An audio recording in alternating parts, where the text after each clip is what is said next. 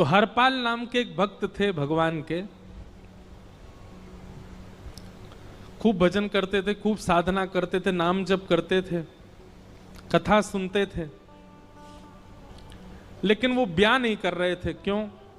उनकी इच्छा थी कि जैसा मैं भजन करता हूं, जैसी मेरी भक्ति है, जैसा मेरा भाव ठाकुर जी के प्रति है, ऐसी कन्या मिले तो मैं ब्याह करूंगा, नहीं तो जीवन भर ऐसे ही रहूंगा। तभी उनके किसी रिश्तेदार ने आकर के बताया, बोले तेरे लायक कन्या मिल गई मुझको। तो हरपाल जी बोले क्या क्या गुण है उस कन्या का? बोले उस कन्या ने शर्त रखी है, मैं उसी से ब्याह करूंगी जो रोज 1000 संतों को प्रसाद पवाता हो। हरपाल जी बोले अब तो मुहूर्त भी नहीं निकलवाना, कल ही ब्याह करवा दो मेरा। ऐसी कन्या से तो मैं बिना मुहूर्त के ब्याह करूं। मुहूर्त उसके संग देखा जाता है जिसके संग यह संकोच हो या फिर यह दुविधा हो कि पता नहीं जीवन कैसा चलेगा, इससे तो मुझे भरोसा है बढ़िया जाएगा मेरा जीवन, इसी से ब्याह करा दो। कन्या ने शर्त रखी, हरपाल जी हम आपसे ब्याह तो कर रहे हैं पर हमारी शर्त मंजूर है ना, रोज 1000 संतों को प्रसाद पवाना पड़ेगा। बोला मैं निश्चित करूंगा, आप ब्याह कर लो। और ब्याह हो गया। हरपाल जी रोज 1000 महात्माओं को प्रसाद पवाते। अब देखो, अगर कोई संकल्प ले ले कि मैं 1000 महात्माओं को प्रसाद पवाऊंगा, अगर 100 महात्मा ज्यादा बढ़ जाएं, 200 महात्मा ज्यादा, उनको मना करेगा क्या? वो तो फिर अपराध बनेगा उससे। प्रसाद पवाने का संकल्प लिया तो जितने आए सबको बैठाने की जिम्मेवारी उसकी। ऐसी कथा में भी होता है, कथा में जितने लोग आए सबका स्वागत होना चाहिए, सबके लिए स्थान पर्याप्त होना चाहिए। कई जगह प्राइवेट कथा करा, हम तो मना कर देते, मत कराओ भैया, आपको अपराध लगेगा। क्यों? वैष्णव को पता चला कि कथा हो रही, वो सुनने आ गया, जगह नहीं मिली या फिर वो बैठ नहीं पाया, तो खाली रहे भले ही स्थान, पर फिर भी स्थान बड़ा रखो ताकि कोई भी आए तो कोई रहे ना कथा से, नहीं तो कथा कराने वाले को अपराध लगता है। वैष्णव बिना सुने चला गया। तो हरपाल जी ने नियम ले लिया, रोज 1000 महात्माओं को भोजन कराते। अब 1000 की जगह कभी कभी 1200 भी हो जाते, 1300 भी हो जाते, 1500 भी हो जाते।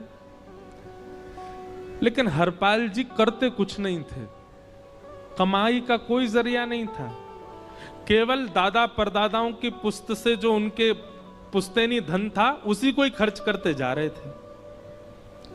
1 साल तक बढ़िया चला, 1.5 साल बढ़िया चला, लेकिन 1.5 साल बाद धीरे धीरे धन खत्म होने लगा। जैसे ही धन खत्म होने लगा, हरपाल जी बड़ी चिंता में आ गए, क्या करें। पत्नी को नहीं बताते थे, क्यों? बोले इससे तो शर्त लगी, इसको क्यों बताऊं अपना दुख, इससे तो शर्त मेरी यही शर्त थी कि रोज 1000 संतों को भोजन कराना है। तो हरपाल जी ने बाहर जाते और दुकानदारों के यहां से जाकर के कर्जा लेने लगे। वो पुराने संपन्न थे तो किसी ने कर्जा देने से मना भी नहीं किया, सब देने लगे, बोले ले जा। इतना कर्जा कर लिया, 6-7 महीने तक कर्जे में भी उनके संत सेवा बंद नहीं हुई। 6-7 महीने बाद मांगने वालों ने मांगना शुरू किया, बोले हमारा दो, हमारा दो, हमारा दो। किसी का नहीं दे पाए तो पूरे नगर में ये हो गया कि भैया हरपाल जी अब पहले जैसी स्थिति में नहीं है, कर्जा इनको देना बंद करो, ये देते ही नहीं है पैसा लौटा करके। सब बिगड़ने लगा, धन नष्ट हो गया, इज्जत चली गई, लेकिन उनकी संत सेवा नहीं रुकी, रोज संत सेवा करते। एक दिन मन में विचार करने लगे, अब क्या करूं, अब तो मुझे कोई कर्जा भी नहीं देता, गहने भी सारे बिक गए, धन भी सारा खत्म हो गया। तो हरपाल जी ने मन बनाया कि मैं चोरी करूंगा, और चोरी करके ठाकुर जी, आप लोग मत करना ऐसा, चोरी करूंगा। हरपाल जी चोरी करने जाने लगे, लेकिन हरपाल जी का नियम था कि वो किसी के धन की चोरी नहीं करते थे। संपन्न लोगों के घर में जाते थे और उनकी रसोई घर की सामग्री चुरा लाते थे, चीनी, दाल, आटा, चावल, मूंग, नमक, मिर्च, ताकि भंडारा हो जाए सवेरे। इस प्रकार महाराज चोरी होने लगी। एक घर की हुई, दो घर, अब तो हल्ला होने लगा। बोले कि घरों की सामान राशन चोरी हो जाता है। वो बड़ा विचित्र चोर है, धन नहीं चुराता है, राशन चुरा के भागता है। ऐसी चोरी होने लगी महाराज। अब तो लोगों ने अपने अपने घरों में पहरेदारी शुरू कर दी कि चोरी ना हो। तो हरपाल जी को और दिक्कत होने लगी, क्या करें, कैसे करें। धीरे धीरे हरपाल जी इस स्थिति में आ गए कि अब संपन्न लोगों के यहाँ उन लोगों को ढूंढते जो ना कभी संत सेवा करते ना वैष्णव सेवा करते, और उन लोगों के यहाँ जाकर के थोड़ा बहुत धन चुरा लेते, स्वर्ण चुरा लेते। करना कुछ नहीं, अपना घर नहीं बनाते थे, बसाते थे, संत सेवा करते थे। ठाकुर जी रीझ गए हरपाल से। ठाकुर जी बोले, देखो ये सब चोरी कर करके और मेरे संतों को पवारा है। ठाकुर जी बोले, इस पर अनुग्रह करने जाना है। भगवान सिंहासन से उठ करके तैयार होने के लिए गए, और बढ़िया महाराज नकली सी मूछ लगा करके, ऊपर सिर पर पाग पहन करके, और थोड़ा पेट सा बाहर निकाल के, गले में खूब सारी जंजीर डाल के, हाथों की हर उंगली में अंगूठी पहन करके, सोने की जूतियां डाल करके, कौंधनी सोने की पहन करके, और एक बैंत समझते, वृद्ध लोग लेकर के चलते, बैंत, सोने का मड़ा हुआ बैंत लेकर के ठाकुर जी तैयार हो गए, एक सेठ जी बन गए। लक्ष्मी भैया ने पूछा, भगवान बड़ा सुंदर स्वरूप धारण किया, कहां जा रहे हो? बोले, अपने एक भक्त से मिलने जा रहे हैं। रुक्मणी जी बोली, मैं भी चलूंगी। भगवान बोले, तुम मत चलो, तुम उसको पहचान नहीं पाओगे, तुमसे अपराध बनी जाएगा। बोले, नहीं नहीं, भक्त दर्शन करने मैं तो जाऊंगी। भगवान बोले, जल्दी तैयार हो जाओ। सब लोग इधर देखो, वहां से कोई सामग्री आ रही है, कथा यहां हो रही है, इधर देखो, और फिर हम आंख बंद कर लेंगे, चाहे आप कहीं देखो। आंख खुली है तो हमको ही देखो। रुक्मणी जी एक सेठानी बन गई, ठाकुर जी सेठ जी बन गए, और दोनों ने मन में विचार किया कि हरपाल जी को दर्शन देना है। और यहां हरपाल जी की स्थिति क्या थी? अब संत सेवा के लिए कहीं से भी धन नहीं मिल रहा था। तो हरपाल जी एक मार्ग पर जाकर के बैठ गए और सोचने लगे, कोई धनवान यहां से निकलेगा तो उसको लूट लूंगा, और लूट के भाग जाऊंगा, सारा धन संत सेवा में लगा दूंगा। तभी उस मार्ग पर कोई और तो आया नहीं, ठाकुर जी सेठ बन करके आ गए। और महाराज खूब सारे गहने पहन करके, पाग बढ़िया सोने की जड़ाऊ पाग पहन करके, ऐसे वस्त्र पहन करके, और छम छम करते चलते आ रहे हैं। उन गहने ही बज रहे हैं ठाकुर जी के।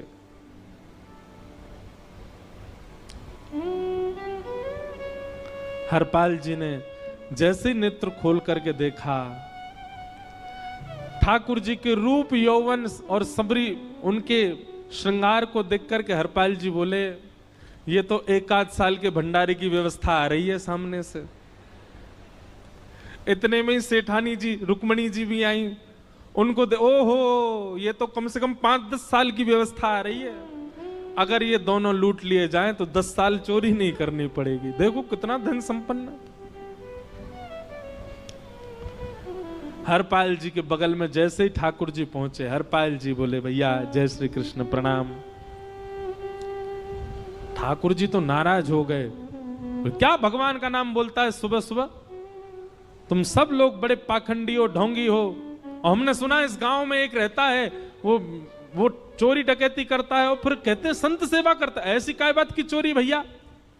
करता तो चोरी है, भली उससे भली संत सेवा करता हो। नाम उसका हरपाल है, हम सब जानते हैं। भगवान का नाम मत लो हमारे सामने। हरपाल जी समझ गए, वो तो बिल्कुल भगवत विमुख है, इसकी तो एक अंगूठी भी नहीं छोड़नी मुझको, इसका तो सब लेके जाऊंगा। अगर ये बदले में जय श्री कृष्णा बोलता तो एक आध गहना छोड़ देता इसका में, पर ये तो इतना बिखर रहा है भगवान का नाम सुन के, इसका कुछ नहीं छोड़ूंगा, सब ले जाऊंगा।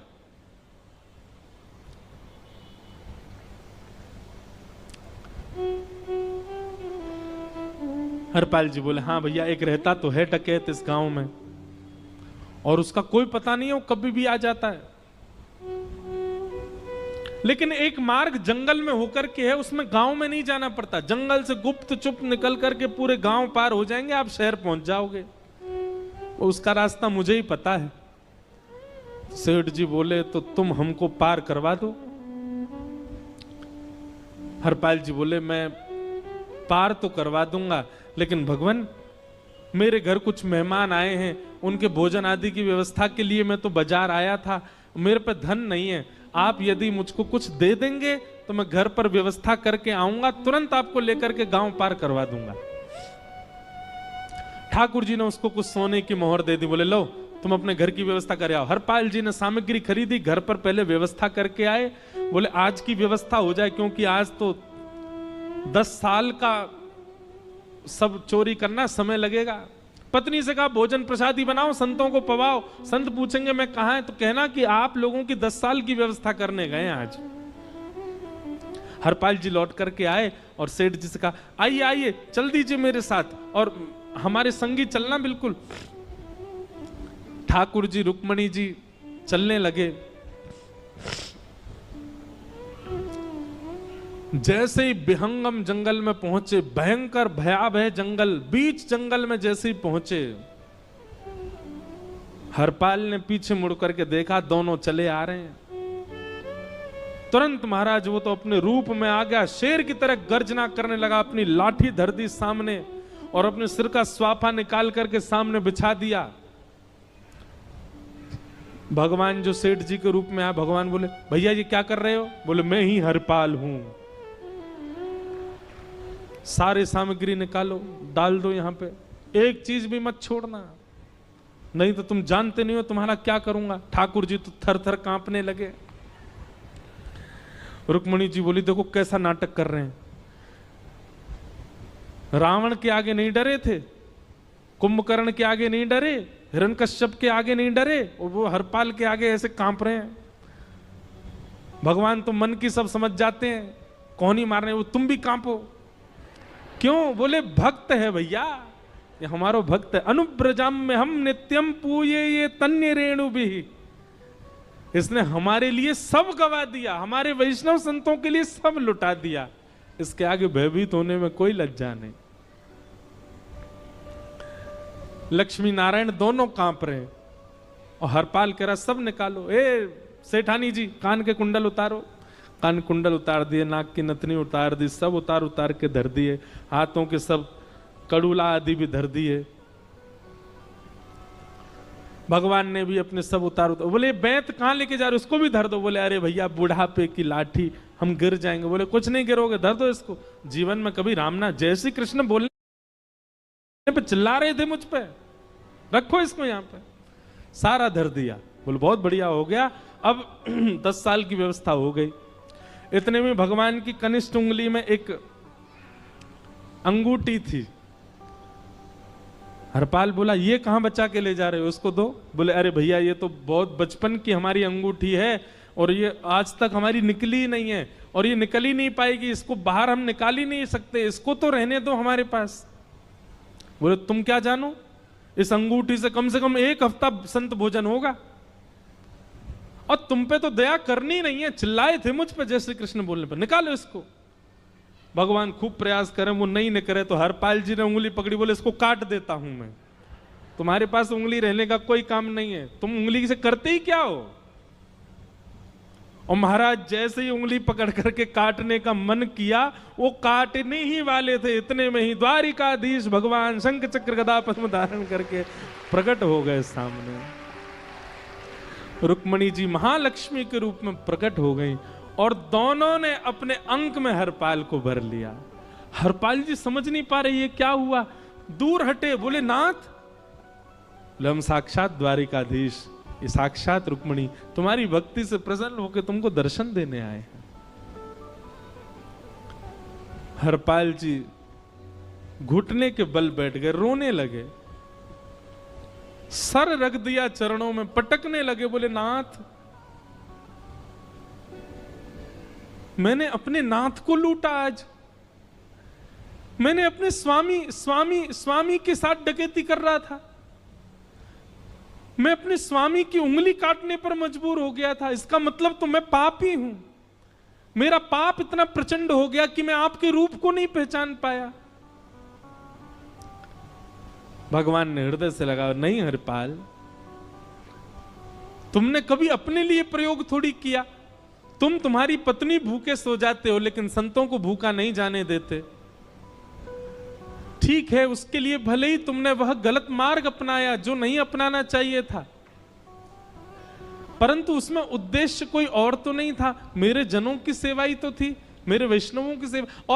और देखो हरपाल, एक मेरी बात सुनो, आज तुम्हारे मन में ग्लानि होती है कि तुमने दूसरों का धन हड़प करके और उससे संत भोजन कराया। वास्तव में इसका विधान शास्त्रों में यह बताया गया, जिसके धन से भोजन बना और संतों ने पाया, परोसा भले ही किसी ने भी हो, कार्यक्रम भले ही किसी ने भी कराया हो, पर धन जिसका लगता है पुण्य उसी को मिलता है।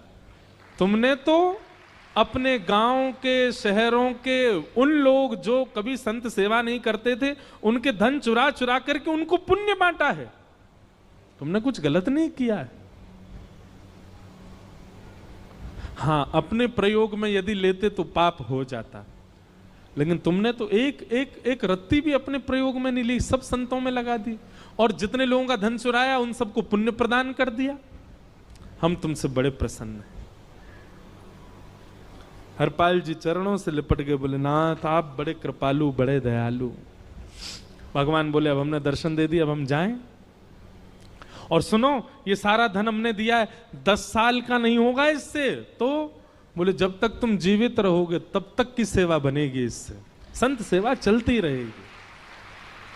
ये सारा धन आभूषण हम लेकर के इसीलिए आए थे ताकि तुमको अब कभी किसी से मांगना ना पड़े, किसी से हड़पना ना पड़े। भगवान जाने लगे तो हरपाल जी चरणों में गिर गए, बोले नाथ आज मैं आपके दर्शन कर पाया, मैं संत सेवा कर पाया, इसमें सबसे बड़ा योगदान मेरी पत्नी का है। उसने नियम नहीं बनाया होता तो शायद मैं कभी ऐसा नहीं करता। आप उसको दर्शन दिए बिना जाएंगे, मैं उसको क्या बताऊंगा? मैं उससे जाके कह भी नहीं पाऊंगा कि आप मुझे मिले, और उसकी वजह से आप मुझे मिले, वो कृपा कर उसको दर्शन दे दीजिए।